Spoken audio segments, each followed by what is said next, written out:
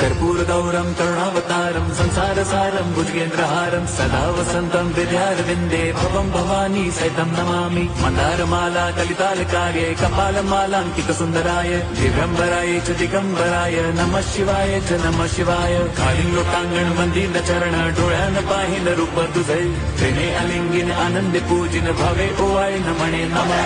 त्वमेव माता पिता त्वमेव बन्धुश्च सखा त्वमेव विद्या द्रविणं त्वमेव सर्वं मम देवदेव। कायेन वाचा मनसेन्द्रियैर्वा बुद्ध्यात्मना वा प्रकृतिस्वभावात् करोमि यद्यत् सकलं परस्मै नारायणायति समर्पयामि। अच्युतं केशवं रामनारायणं कृष्णदामोदरं वासुदेवं हरिं श्रीधरं माधवं गोपिकावल्लभं जानकीनायकं रामचन्द्रं भजे।